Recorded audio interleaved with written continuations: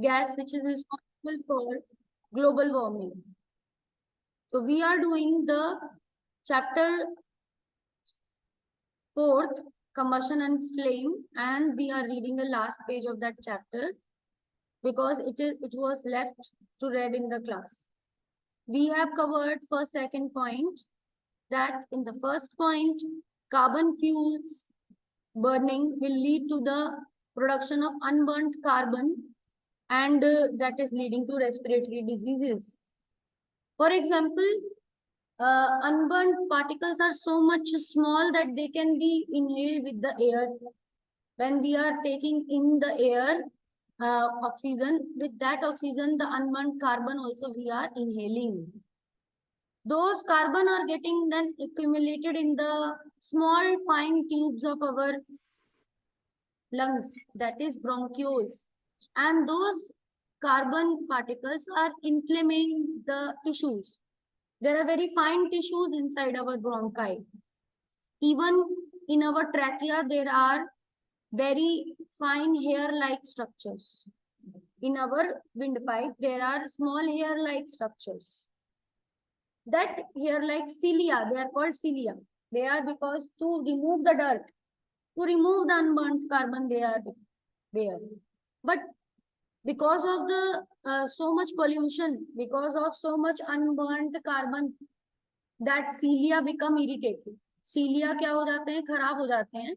Unburned carbon अंदर आता रहता है और उनके ऊपर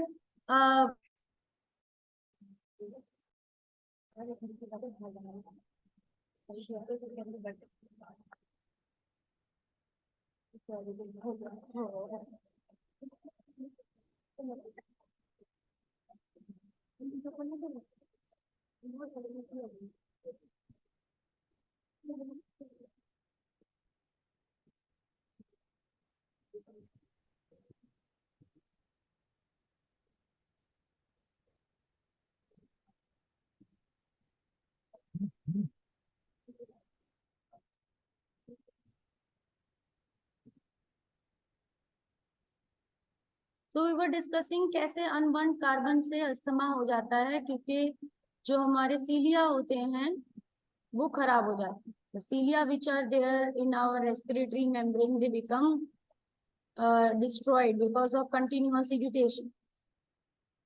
Clear?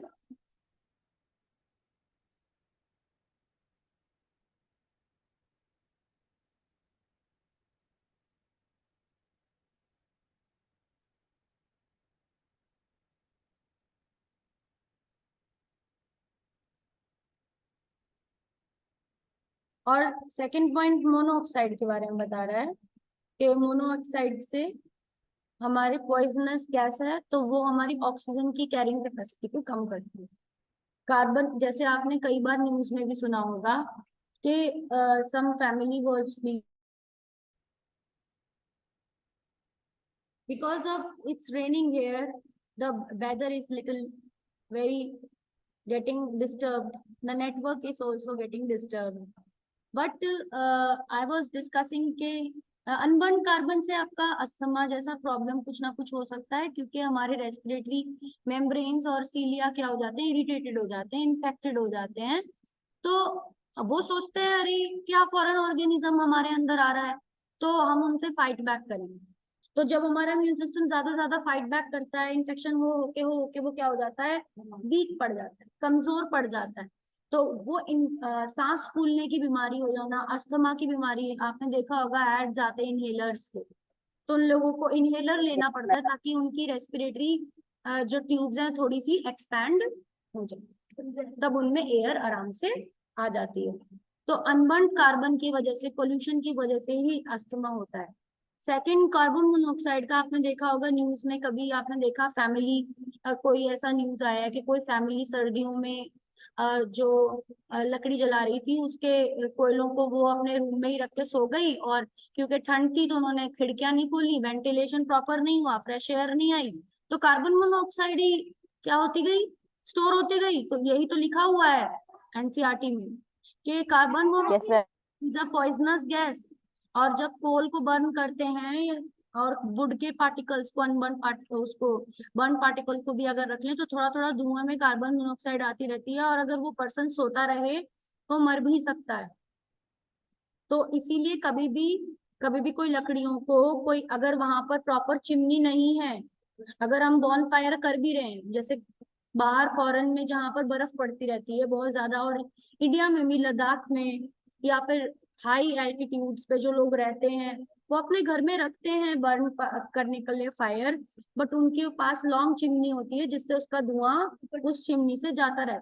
तो चाहे उस केस में जब स्मोक आउटलेट है तब कोई इशू नहीं है, बट जब स्मोक आउटलेट नहीं होता तो हमारा कार्बन मोनोऑक्साइड जमा होता है, हम मर भी सकते हैं। और अब थर्ड पॉइंट क्या है कि फ्यूल कोई भी हो वो कार्बन डाइऑक्साइड तो बनाएगा ही, क्योंकि वो कार्बन के प्रोडक्ट से बना है। आपको पता है डेड वेजिटेशन से वुड बनी है, या फिर डेड एनिमल से क्या बना है, पेट्रोल बना है। तो उनमें क्या आएगा, उनमें कार्बन डाइऑक्साइड जरूर रिलीज होगी, क्योंकि जब उनके डेड मैटर से वो बने हैं तो उनमें वो ऑर्गेनिक प्रोडक्ट्स हैं, और ऑर्गेनिक प्रोडक्ट जब भी ब्रेक होते हैं, हम भी ग्लूकोज का फूड खाते हैं, जब हमारे अंदर भी रेस्पिरेशन होती है तो कौन सी गैस रिलीज होती है, कार्बन डाइऑक्साइड। तो carbon dioxide is what a gas which is produced during the fuel combustion। increased concentration होती जा रही है इस कार्बन डाइऑक्साइड की, जो एक ग्रीन हाउस गैस भी है, जो कि ग्लोबल वार्मिंग करने के लिए रिस्पॉन्सिबल है। ग्लोबल वार्मिंग क्या है, या मैंने आपको कीवर्ड लिखने को भी दिया था। Yes, Aniket can read global warming. Yes ma'am, मैं इस पे लिखने को दिया। Aniket, you can read it। और अभिनव, if you want to read you can read। Global warming is the rise in the temperature of the atmosphere of the Earth. This results, among other things, in the melting of polar. Low-lying coastal areas may even be permanently submerged global warming क्या है? under global warming rise है अर्थ के temperature का। Global warming is the rise in the temperature of atmosphere of the earth, जिसकी वजह से polar glaciers भी पिघलने लगे हैं, सी लेवल्स बढ़ने लगे हैं, और फ्लड्स आने लगे हैं कोस्टल एरियाज में, क्योंकि कोस्टल एरियाज जस्ट समुद्र के पास होते हैं, समुद्र का लेवल राइज होगा, कोस्टल एरियाज में फ्लड आएगा। और जो निचले एरियाज हैं, लो लाइंग एरियाज हैं, उसमें भी फ्लड आ जाता है, परमानेंटली सबमर्ज्ड हो जाएंगे वो वाटर में। जैसे अब आपको पता है कि जहां पर श्रीलंका से इंडिया के बीच में जो राम सेतु है वो कंप्लीटली डूब चुका है, क्योंकि वहां पर सुनामी आई थी और वो लो लाइंग एरिया था, और वहां फ्लड्स भी आते रहते हैं क्योंकि वहां पर इंडियन ओशन है। तो इसलिए उसका मोस्ट ऑफ द पार्ट अब वहां पर बिल्कुल दिखाई नहीं दे। तो ये ग्लोबल वार्मिंग की वजह से ऐसा होता है। Someone was raising his hand. Anyone was having doubt can ask. Any student was raising his hand. If you want to ask anything, you can ask. And if not, then anyone can read. Chirag can read the fourth point. Ma'am can I? Ma'am can I? Chirag, And can I read? there? Okay, ma'am. Yes, you can read. Yes, ma'am. Ma'am, burning of coal and diesel releases sulfur dioxide gas. It is an extremely suffocating and corrosive gas. Moreover, petrol engines give off gaseous oxide of nitrogen. Yes. Oxide, sulfur, and rainwater for acids. Such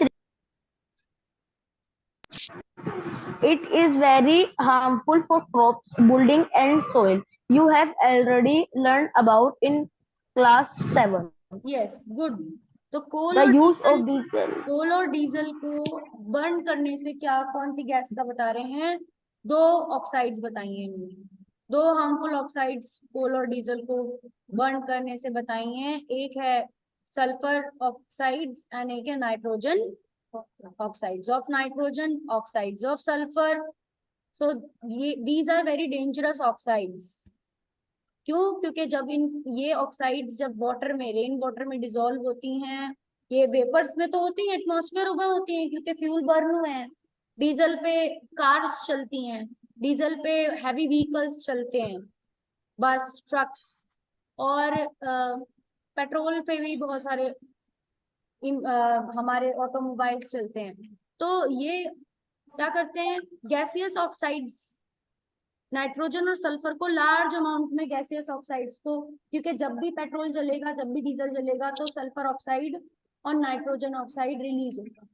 और जब ये air में ही रहेगी तो ये air के जब भी बादल होंगे, जैसे अभी रेनी सीजन आ गया, तो जैसे ही बादल होंगे तो वो इन नाइट्रोजन ऑक्साइड और सल्फर डाइऑक्साइड्स को क्या करेंगे, डिसॉल्व करेंगे अपने वाटर में।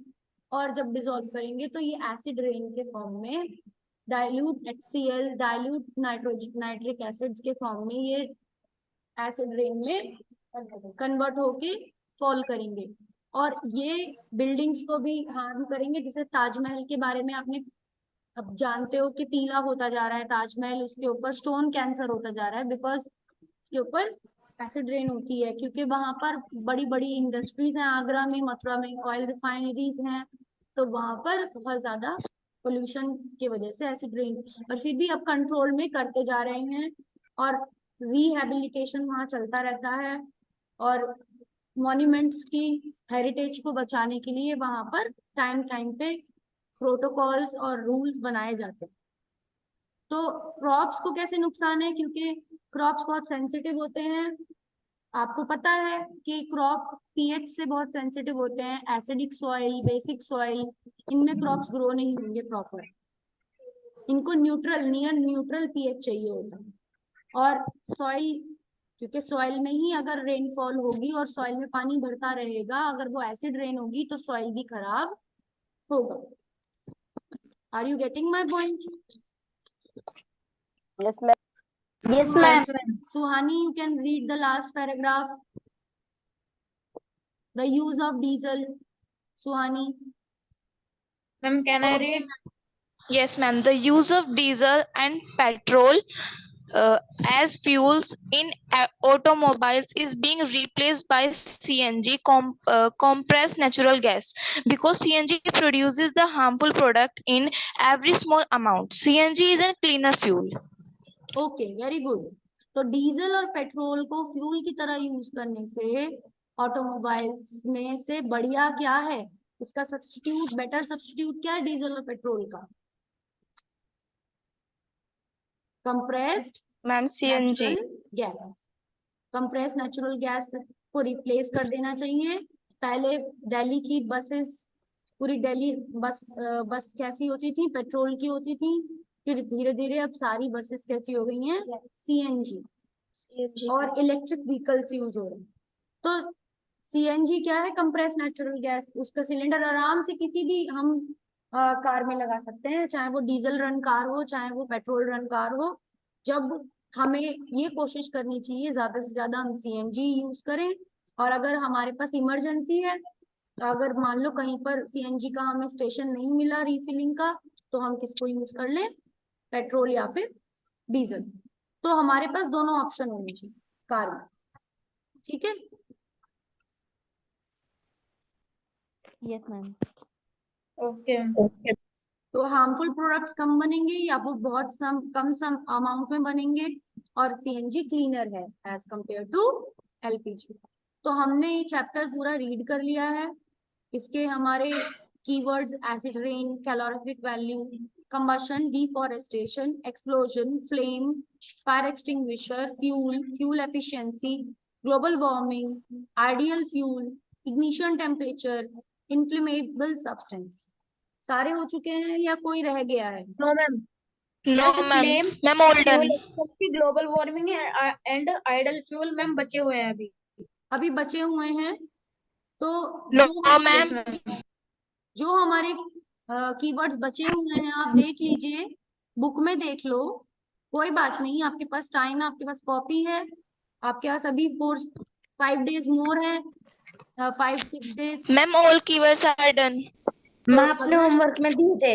अगर किसी ने मैम कीवर्ड्स रह गए हैं मैम आपने होमवर्क में तो दिए थे। आज का होमवर्क है। So it is today's homework. If any keyword is left, you have to complete that keyword in your copy. आपको खुद चेक करना है, बुक से खुद चेक करना है, कोई कीवर्ड बचा है तो आपको करना है। और आपका सेकंड क्वेश्चन क्या था, मुझे आंसर बताइए। First, burning of wood and coal causes dash of air. Pollution. Pollution. Pollution of air. Ma'am pollution. And second fill up, a liquid fuel used in homes is Kerosene. Kerosene. liquid fuel used in home is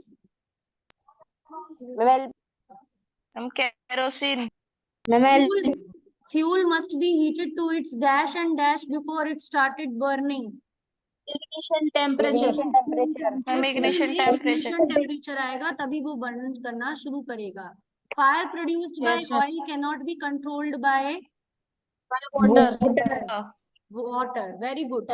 ये water ma'am water. के ऊपर ऊपर तैरेगा oil और फिर भी जलता रहेगा, तो इसीलिए fire produced by oil can not be controlled by water. तो हम क्या यूज कर सकते हैं फिर इसके लिए? What can be use? Fire extinguisher. Fire extinguisher. कौन सा वाला? क्योंकि वाटर वाला तो नहीं चलेगा, फायर एक्सटिंग्विशर।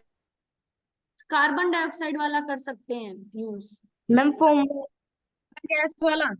फोम गैस वाला भी कर सकते हैं, या फिर कोई ब्लैंकेट वगैरह या कोई बड़े से मोटा कपड़ा उससे ढक दें उस चीज को, एक्सक्यूज मी एयर सप्लाई क्या हो जाए, खत्म, ऑक्सीजन खत्म हो जाए। So with this I want to end the class because Sanskrit ma'am आज संस्कृत क्लास इज तो आप गोइंग टू संस्कृत स्टार्ट। को ज्वाइन करेंगे, ठीक है? So with this I am ending the class.